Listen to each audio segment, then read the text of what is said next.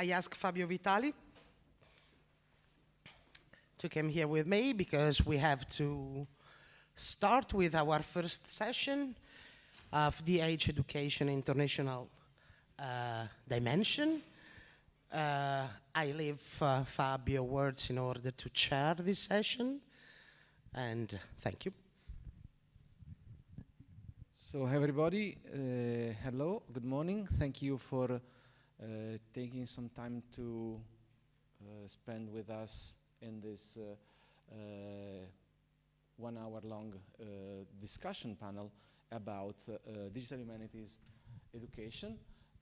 Before having our estimated guest coming over to the floor and provide us with their insights, let me point out that we have tried explicitly to make this degree both multidisciplinary and international, and I'm very glad that we have been able to provide you with some words from people that have both an interdisciplinary background and an international background. So for instance, I'm going to give the floor in a few minutes to Øyvind Eide, a Norwegian who studied in England and he's now working in Germany, and with a background of both computer science and digital and humanities studies.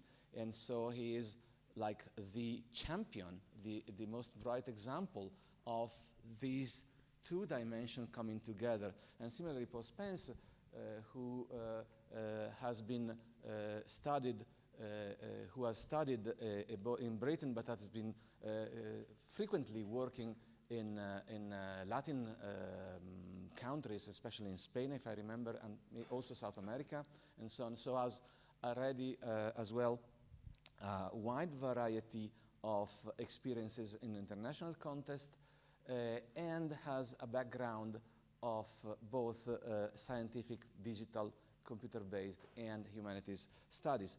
And let me also point out that, not surprisingly, they both have not only an academic background, but also an industrial background. They have both have been working in the private sector, and so they are bringing us a lot of insight and expertise on a very wide variety of themes that I think will be extremely fruitful and interesting to hear about.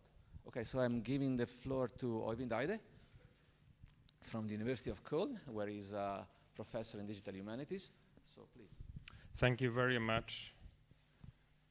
Dear students, colleagues, friends, and family, I'm very happy to be invited here. I'm very happy to take part in this celebration. Now we'll see how many computer scientists you need to get the PowerPoint running. Let's see. Yes. So it's extremely important to see the international context of this and being able to operate in various languages, also in an interaction with computers. We have a long tradition of international cooperation, as some of you know, in Cologne, also well before my time. And we are establishing teaching cooperation at least across 3 continents, Europe, of course, but also in Asia, North America, and Africa. Hopefully we'll reach the rest of the world within a few years, because the world is changing. But what I'll focus on today is the local context of Cologne. We have a number of different study programs more or less connected to digital humanities. We have something called Media Computer Science, part of Media Studies. We have Information Systems, more or less. These are translations of the German titles.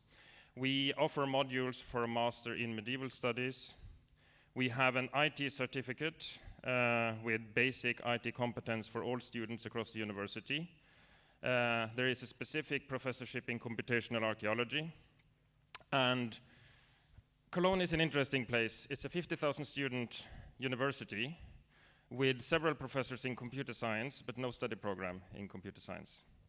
However, there are a number of what you can call hyphen computer science, business computer science, bio computer science, and so on. And of course, to some extent, what we are doing can be seen as that kind of a hyphen program, but with significant restrictions, as I'll come back to. So, just to teach you a little bit of German, information systems basically consist of 4 basic models and 2 advanced models. And the point here is that the students often come and think they will do wonderful things with big data sets of texts or visual stuff, but first they have to learn the basics. What we are working in the tradition of computing in the humanities. So when you see basis module 4 here, that is either C++ or Java.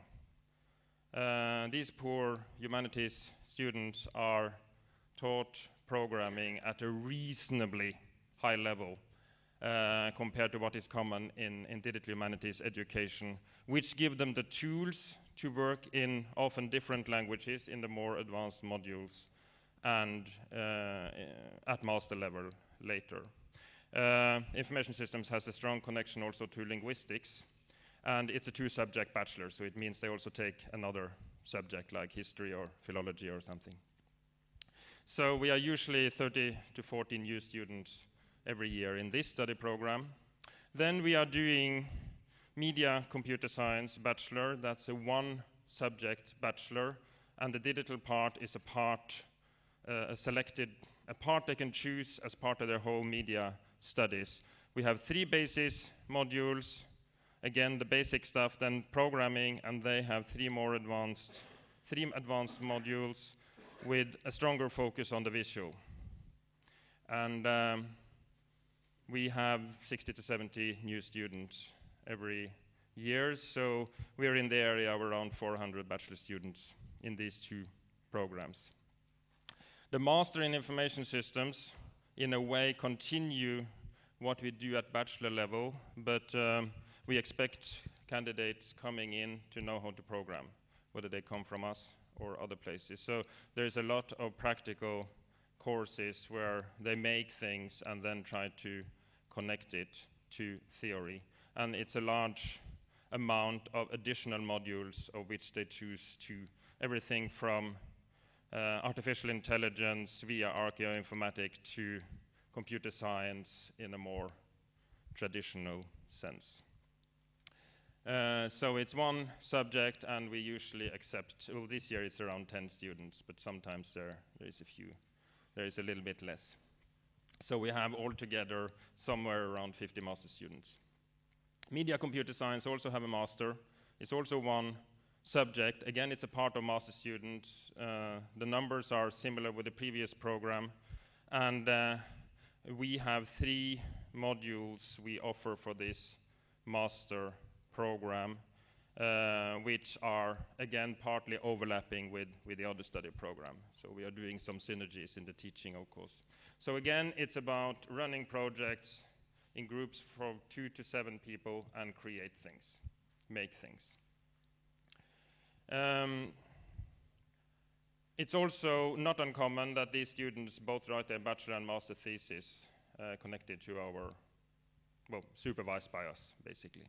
The IT certificate is open for all students, and it's a practical teaching, and it's not as much digital humanities as it is basic information technology for people focusing on the humanities, but it's also open for other students. And it's very tool-oriented. You will get some acronym soup here for those who are interested. Everything from operating system basics, working with images, working with setting up web servers.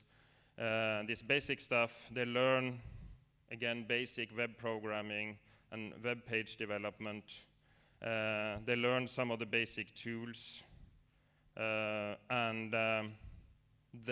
We try to push them a little bit towards digital libraries, content management systems, and an understanding of why metadata actually matters. We also have 2 modules in the master program in medieval studies, and we have a specific professorship in computational archaeology, and there is an international master in the English language under development, but we're also exchanging modules with them. So What do they learn in this study program? In the two basic bachelor-master programs, Media, Computer Science, Information Systems, we train humanities candidates who can program. In the IT certificate, and also in computational archaeology mostly, and these medieval studies programs, we educate people to become more competent tool users. And that's a pretty fundamental difference, because you understand the tool differently when you know how to use it and modify it from when you know, at least at the basic level, how to make it. So programming and tool use are two fundamentally different things. And as you see, even if we focus on programming, that's not all we do. And we also educate candidates with different needs.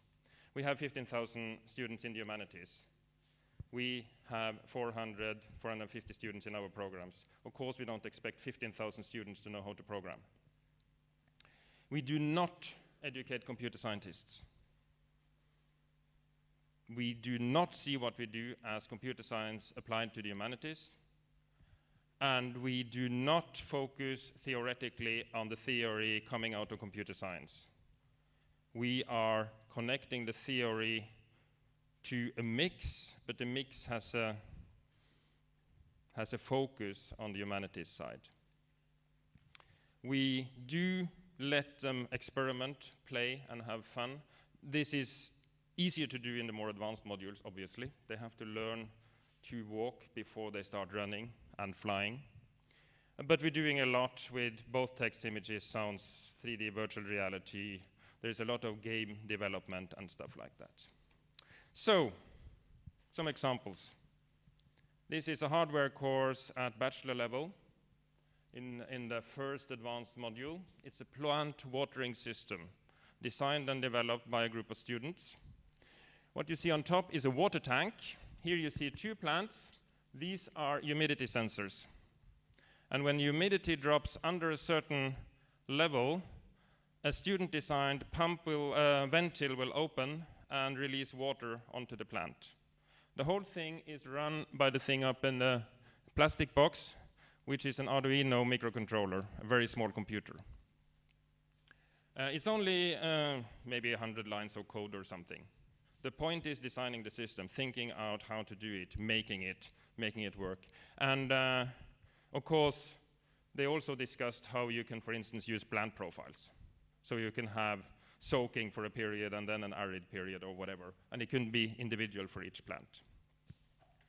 This is a book called Kinder aller Länder, kind of a migration refugee novel from the, well, it's basically taking place in the 30s. And what was interesting in this map visualization of the novel was that the students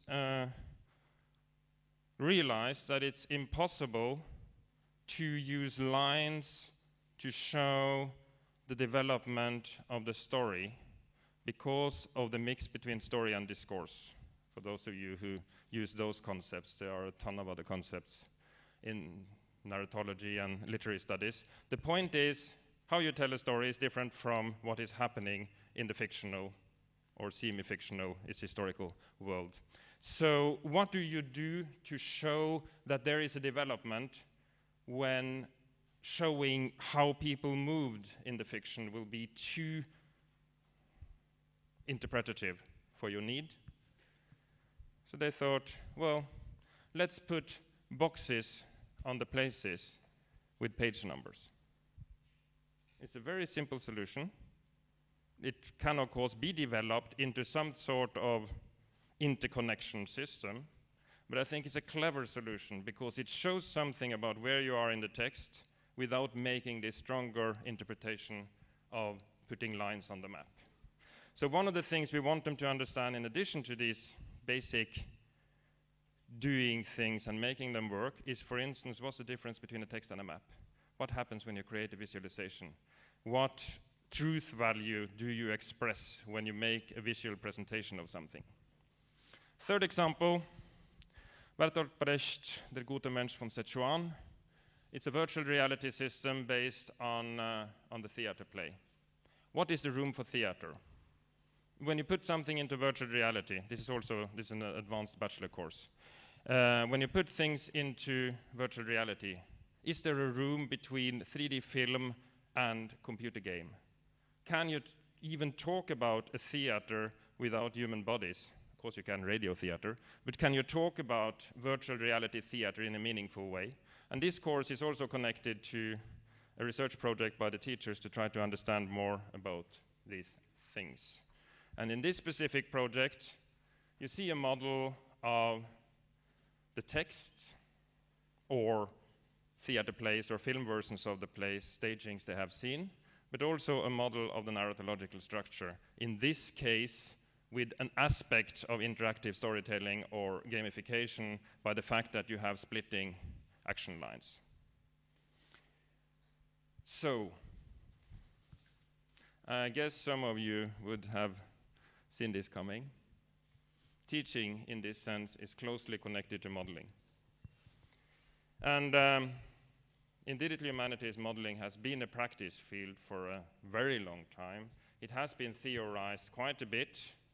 It's a bit unfair that it's basically been based on computer science and technosciences with Willard McCarthy there, because many of his concepts he took from elsewhere. Still, much of the theoretization have been connected to computer science. Whereas more recently, a semiotic framework, more humanities, philosophical and representation theory-based frameworks are under development.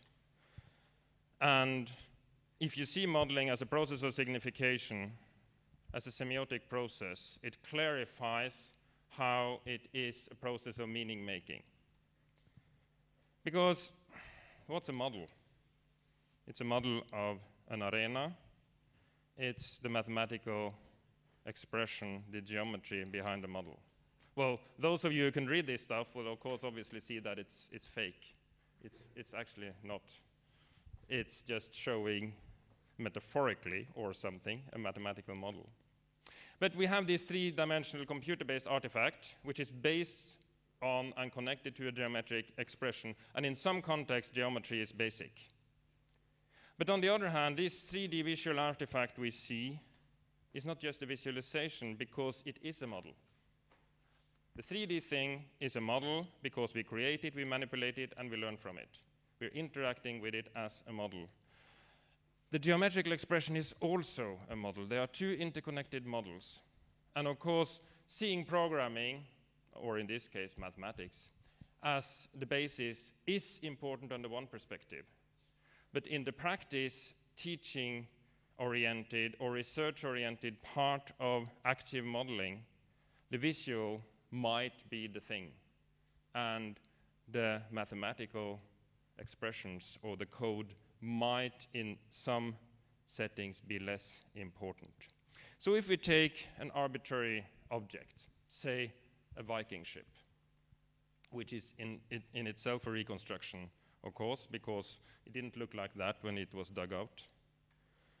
We create a model of it.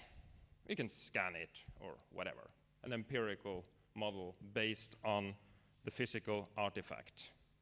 But in order to use it, we also often want to use these models as models for. Model of, model for, McCarthy connected it to Clifford Geertz. It goes back to anthropology. Marr pointed out how models are always both models for and models of, but the focus, the reason we build them and the way we use them will put emphasis on one side or the other. Because we can use a model for to create an object, a 3D model on our screen, or a replica as a printout. And when we look at this process of working with models, there is a dynamic span between model of and model for, of comparison, calibration, verification, all these things. But we also use it to compare and evaluate the modeled object and the created object. And especially in the humanities, with the mediated modeled object, this relationship can be pretty complex. So, learning. Of course, we learn in the model process of comparing what happens when we create models of something and we make replica in this whole comparison process. And of course, we learn from the other comparison process. But also the modeling in itself is a learning exercise. We don't have to focus on the learning. Often we do modeling to create something, a scholarly addition or replica, but we cannot avoid learning from it. And in a way, what we are trying to do is to understand our objects. And on that side, we try to make objects. And of course, I don't know if you have to understand something to make it. Programmers surely often don't understand their programs, but it's useful at some level to understand the material we're working on, to make replica, to make models, to do these things. However, maybe this, in our context, is the more important line. In order to understand something, it can be quite useful to make it. So we are making things in order to understand them and to understand other things around them and things they are connected to. So when we see modeling as a creative process of thinking, of reasoning, this meaning-making process, this is a process used by scientists, often in the stages before, for instance in physics, the stages before you are ready to start writing out mathematical formula.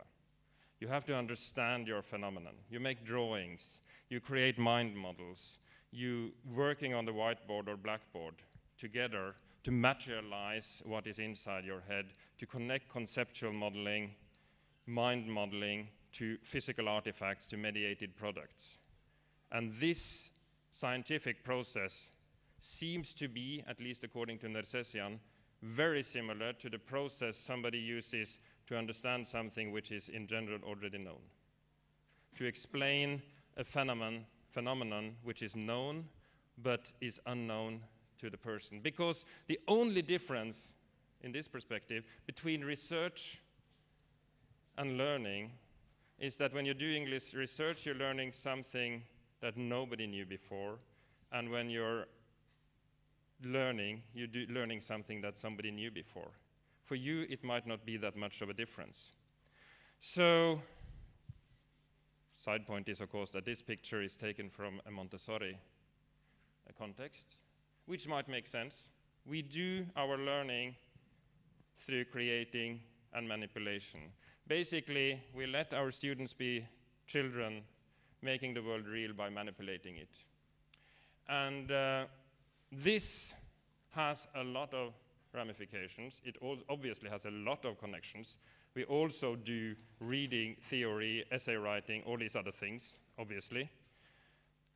But the focus today has been on the practical aspects. Thank you.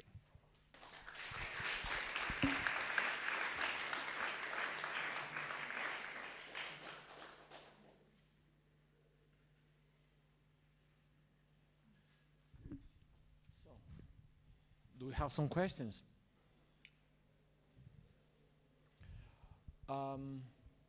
As a suggestion, we could leave the question part for the end when we have heard from all our speakers. So I'm now giving the floor to Paul Spence from the King's College in London.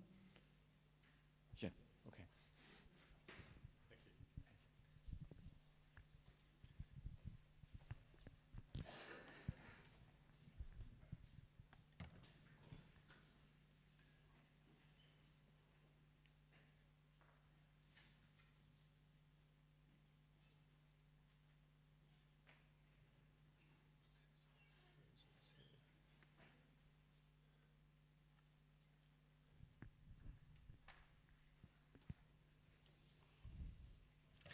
Okay, so firstly, thank you very much for the very kind introduction, very generous introduction, and thank you very much to the University of Bologna, to the school, and to the team here on the MA for the invitation, which is a real pleasure. It's fantastic to see this happening. It's I think it's a hell of an achievement. I've known people here, Dino and Francesca, for a long, long time, And I think they really deserve congratulations. And congratulations to you too for starting what's the inaugural year of an MA that I hope you're going to really enjoy, and I'm sure it's going to give you lots of things to think about. So I've been asked to speak today about education with a bit of perspective from King's College London, from the MA in Digital Humanities. And let me say, first of all, that I'm sure many of you are feeling right now a certain degree of hopefully celebration and excitement to the degree. I'm sure you're also feeling a little bit of, at times you'll feel a little bit of concern, a bit of nervousness about where you're heading and where this sits within your careers and within your studies. And I'm here to some extent, to hopefully, I hope at the end of this you'll feel a little bit calmer about some things, you'll feel consoled, but I also would like to ask you to embrace the tensions which exist, the ruptures which the digital and humanities produce, that encounter between the two produce, because often it's between in these ruptures that you find the most the best discoveries, and you do the deepest learning. So don't be worried about the ruptures. They're actually a good thing. And nearly 20 years ago, I started a degree at King's College London. It was an undergraduate degree in what would now be called, it was a minor in what would now be called Digital Humanities. And I asked myself the same sort of questions that I'm sure a lot of you are, such as, what are the Digital Humanities? I'm not going to try and answer that here. You'll be relieved to hear. And more practical things like, will I have to learn technical skills? What role does computing have in the humanities? Do I need to learn how to code? What's the connection to other adjunct disciplines and fields such as social sciences? And then what's the broader kind of social and public impact of what we're doing here and the relationship to digital theory? So I'm currently the convener for the MA in Digital Humanities at King's College London, which has been going now for 15 years. I think it's one of the oldest MA courses in the world in the field. And I'm going to just give a few reflections speaking from our experience. To start off with, the first is that this relationship between digital and humanities is kind of important to think about. And I think the professor from computing science covered this a little bit. I quite liked his word. I think it was him that used the word contamination, which I think is a very nice word, a very nice way of thinking about it. So on the one hand, we're thinking about, obviously we're thinking about how digital culture and technology in some way are transforming history, language, media, music, and so on, traditional kind of humanities disciplines. And that requires a very strong connection to sister disciplines in the humanities, which thankfully at King's we've always had. We've had a very strong relationship. We've had lots of projects. We continue to have lots of projects with sister departments. And of course, it's no accident that the MA here is hosted by the School of Arts, Humanities and Cultural Heritage. We also, of course, have to look beyond the traditional views of humanities to kind of new parallel views of the humanities, more kind of social, more public views of the humanities. And we also want to think about the human perspectives on the digital. Because it's not a one-way relationship, as somebody said earlier on. The engagement is not just about the practical application of tools to the humanities. It's also about its location and the kind of critical and theoretical digital cultural perspectives. It's worth remembering here that digital is just the adjective and humanities is the noun, and I quite like that aspect of digital humanities, because in this era of fake news, ephemeral communication and decontextualized data, the importance of the humanities perspective, humanities skills of interpretation, culture-based critical thinking, sensitivity to the human, which was mentioned earlier on as well, context awareness and creativity are more important than ever before. Another aspect is the connection between research and teaching. These are some of our more older projects, Digipal, paleography, Gascon-Rolls project, a historical project, and we've had many others, and over 15 years at King's, we've had dozens of what we consider to be highly innovative digital humanities collaborations with other departments at King's and beyond. Close collaborations which have also connected to the cultural industries and cultural sector, and which have created something like 5 million digital objects. This was in 2013 when we took this snapshot, so it's moved on since then. Over 100 online web resources and 200 million hits, which involve innovation, public engagement, connection to galleries, libraries, archives, and museums, and so on.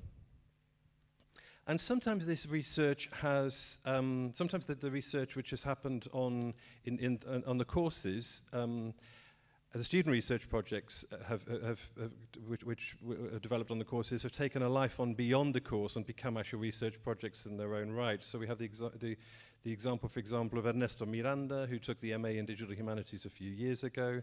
He did a project with a colleague called Peter Stokes, and he was asked to produce a prototype of a digital publication of an important document, a 16th century manuscript, which is very important in terms of Mexico's pre-Hispanic culture. He produced that on the MA, and then when he went back to Mexico, he started working with the Mexican National Institute of Anthropology and History, and they, together with others, produced a digital edition which is now available publicly. It's an app on the iTunes store, and it's been mentioned in the New York Times. So it's interesting to see that crossover there. Another important aspect of the digital humanities is this concept. Well, I use the term architectures of participation. I use it rather cheekily. It's a term invented by Tim O'Reilly, used by Tim O'Reilly at the beginning of the whole Web 2.0 era. I'm a little bit nervous about using these sort of terms which sound a little bit like marketing sometimes, but in a way I like to kind of play with it and kind of examine what it means and how it's used and examine it critically. So I'd say beware of any of the, I think we always have to beware when we take terms that come from digital, sometimes imbued with California ideology and so on, but at the same time it's interesting to turn them around and kind of examine what they might mean for us.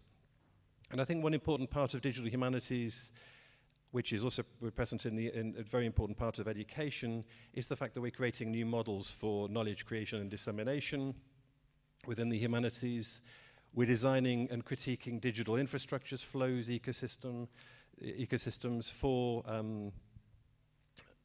for academic use, but also we're thinking about wider public relationships, other actors within the kind of the humanities space and around. And we're also thinking, of course, about digital methods. Øyvind mentioned models, which are a very important part, and another very important part of digital humanities are digital methods.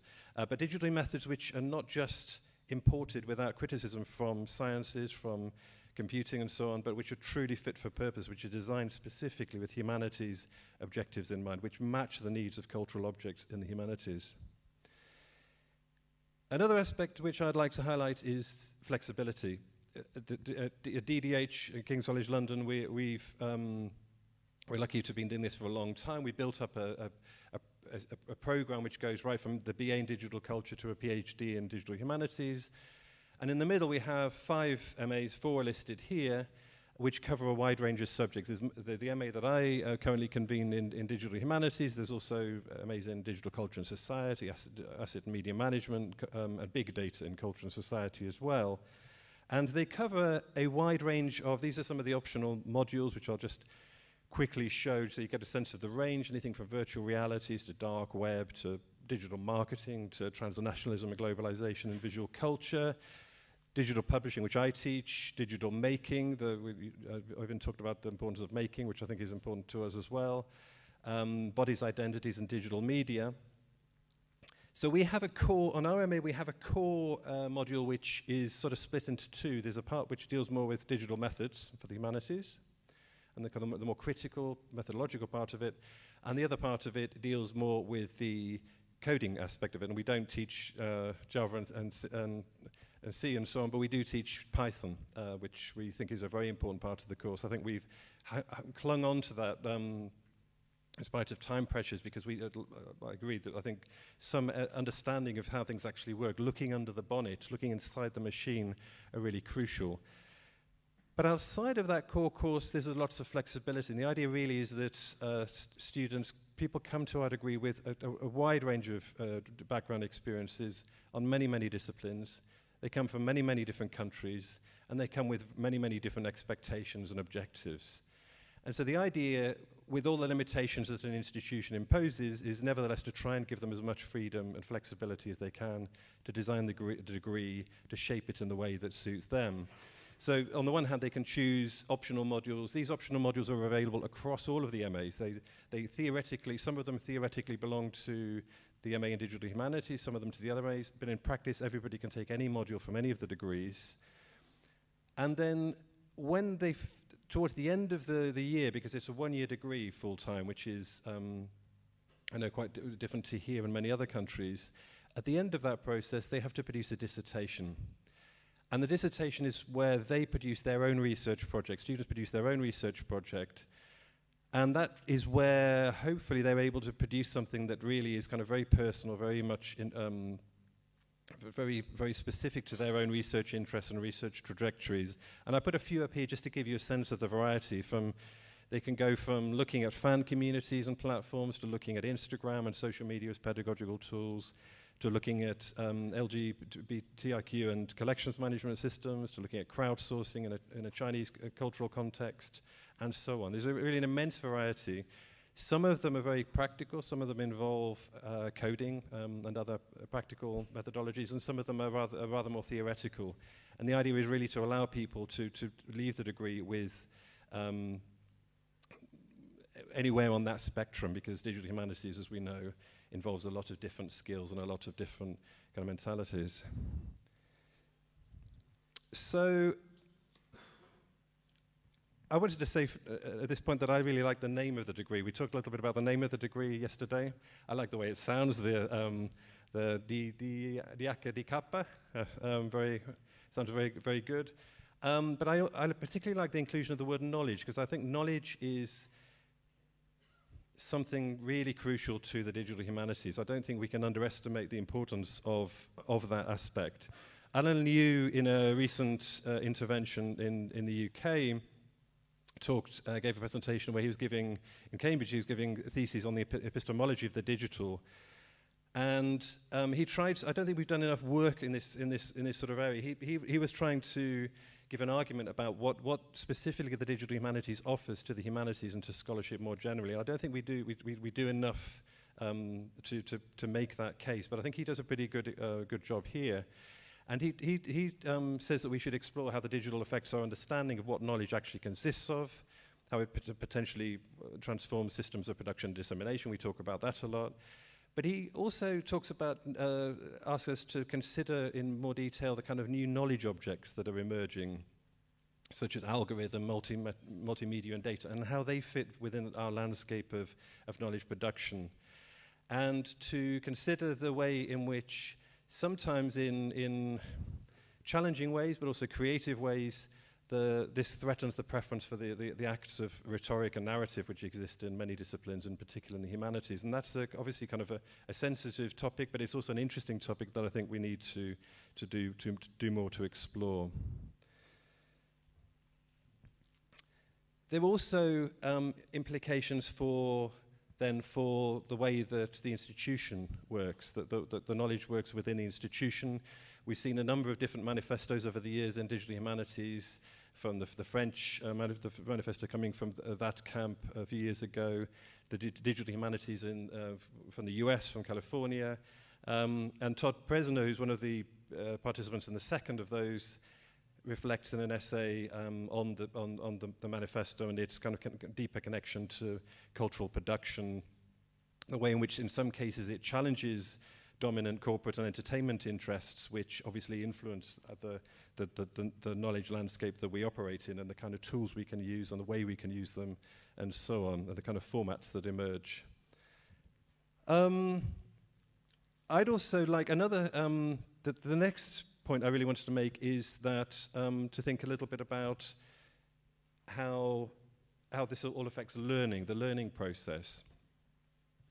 So I think it's accepted that digital humanities was relatively late in thinking about how the digital changes learning. We thought a lot about digital as a research object, as something to study, as kind of content, but didn't think, there are some notable and very honourable exceptions, but in general, until the publication a few years by edited by Brett Hirsch and a few other publications of that type, there wasn't much engagement. And that really changed a lot in the recent years. And I think it's important that we carry on in that direction, because digital humanities is obviously important in terms of innovation, new knowledge, active learning, but it's also important in thinking about the way that we learn and the way that we work as teachers and the way that we work as learners as well. The challenge for you is that you are on a degree which has enormous possibilities. It covers a huge range of disciplines. It covers a huge, you'll hopefully come out of it with a very, very wide range of skills, but you'll have to negotiate the fact that on one hand you'll be working on basically a long research project in a sense. You'll be learning technical skills. You'll be hopefully thinking critically about those, and you'll have to present some kind of narrative at various stages to argue for the importance of what you're doing.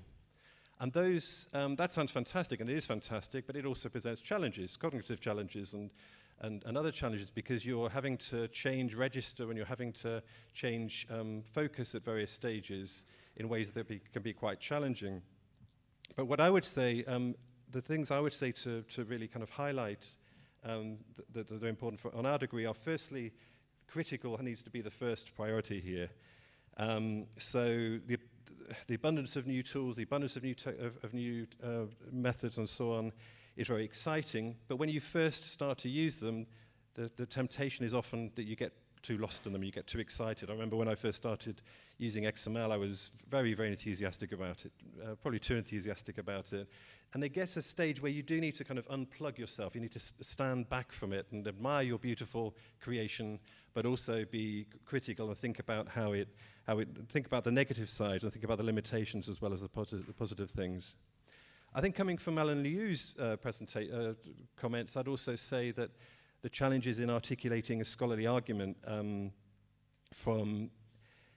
and there are challenges here in terms of visual argument, there are algorithmic criticism, data scholarship and so on, that we haven't really negotiated completely because we're relying on so many disciplines and we're having to bring those all together. And so I think thinking about how to produce an argument which relies on so many different disciplines and cultures of expression within each of those disciplines is a really difficult but also interesting challenge.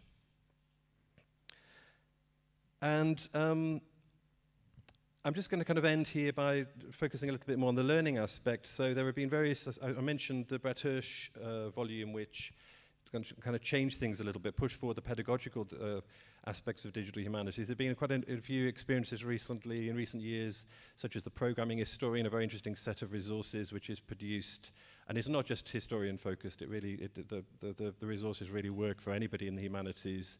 And it's where people post tutorials online which allow them to look at various aspects of coding. And there's also experiences such as the Daria Tech initiative, which is, again, aims to bring together various teaching resources and learning resources for people to look at.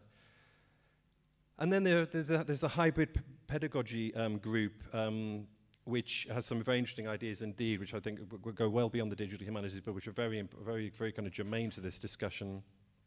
And which look at this idea that we're not just thinking about the course here, but we're also thinking about the classroom. And we don't mean the physical classroom, obviously. We mean the kind of the mental, the kind of the virtual classroom as much as the physical one. And there's, coming back to the core question here, which is about the international aspect, there's also the issue of internationalization in the pedagogical domain, and that's something which has interested me a lot in recent years. In terms of internationalization, there are kind of general factors such as globalization and in our case Europeanization, which influence the way that mobility operates, influences the kind of communication that we have with each other that goes well beyond a national kind of perspective and kind of conflicts to some extent with the fact that we still operate within national educational systems. So obviously each course that we do operates very much in that national system, but we operate in a kind of global transnational system. So there are interesting tensions there. But all of this has challenged old assumptions about shared educational culture and experience, which are particularly germane to us. We have a very high number of international students on the course at King's, a lot of students from East Asia, for example. And it's really interesting. I mean, that's a real, there's real challenges there, but that's also enormous opportunity, and that's really, really enriching as well. But I think when you're thinking about how learning operates in an international perspective, you've also got to be obviously aware of kind of the dynamics of core and periphery, differences in cultural capital, linguistic proficiencies, and so on. That for me is a research topic at the moment. I'm very interested. I'm involved in a an initiative which in part sprung out from various events and programs looking at the relationship between modern languages and the digital.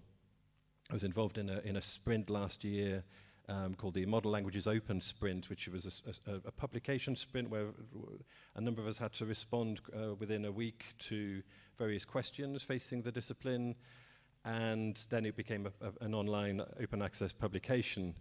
But now I'm involved in a project called Language Acts and World Making, which is part of there are 4 projects in the UK looking at the rather complicated situation of modern languages there at the moment, and looking at, and our project looks at the concept of world making, how languages facilitate world making in some sense.